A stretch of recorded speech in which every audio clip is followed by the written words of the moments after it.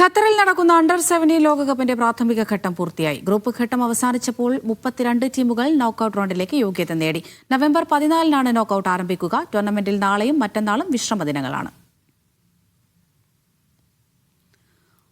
Muhammad Abbas വിവരങ്ങൾ നൽകാനായി ദോഹയിൽ നിന്ന് ചേരുന്നുണ്ട്. അബ്ബാസ്, വിശദാംശങ്ങൾ എങ്ങനെയാണ്? അമൃത, 48 ടീമുകളാണ് അണ്ടർ-17 ലോകകപ്പിൻ്റെ ഈ ഖത്തറിൽ നടക്കുന്ന അണ്ടർ-17 വേൾഡ് കപ്പിൽ ഉണ്ടായിരുന്നത്.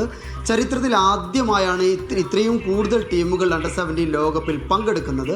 അതിൽ നിന്ന് 16 ടീമുകൾ പുറത്തായി. നിലവിൽ 32 ടീമുകൾ നോക്കൌട്ടിലേക്ക് പ്രവേശിക്കുകയും ചെയ്തു.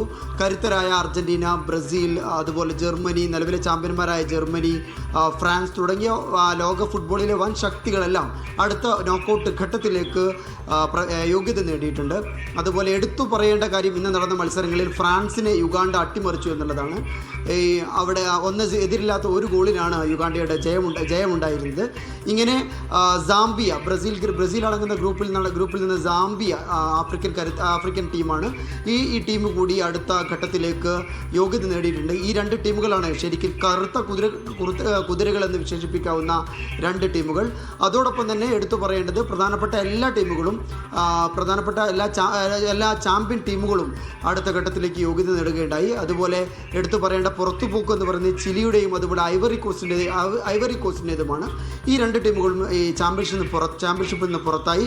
അതുപോലെ അറേബ്യൻ രാഷ്ട്രങ്ങളിലേക്ക് നോക്കുകയാണെങ്കിൽ യു എ ഇ അതുപോലെ ഖത്തർ രാഷ്ട്രങ്ങൾ കൂടി ഈ ടൂർണമെൻറ്റിൽ നിന്ന് പുറത്തായിട്ടുണ്ട്. ഏതായാലും ഇനി 32 ടീമുകൾ മാത്രമാണ് അണ്ടർ-17 ലോകകപ്പിൽ ബാക്കിയാകുന്നത്.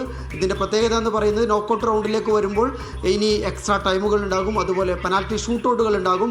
ഇങ്ങനെ കൃത്യമായി ഓരോ ടീം മത്സരിക്കുന്ന തോൽക്കുന്ന ടീമെല്ലാം ഈ റൗണ്ടിൽ നിന്ന് പുറത്താകുകയും അടുത്ത പ്രീ ക്വാർട്ടറിലേക്ക് 16 ടീമുകൾ മാത്രമാകും യോഗ്യത നേടുക. അടുത്ത 2 ദിവസം അണ്ടർ-17 വേൾഡ് കപ്പിൽ വിശ്രമ ദിനങ്ങളാണ്. ഇതിനുശേഷം നവംബർ 14-നാണ് അടുത്ത ഘട്ടം ആരംഭിക്കുന്നത്. അമൃത.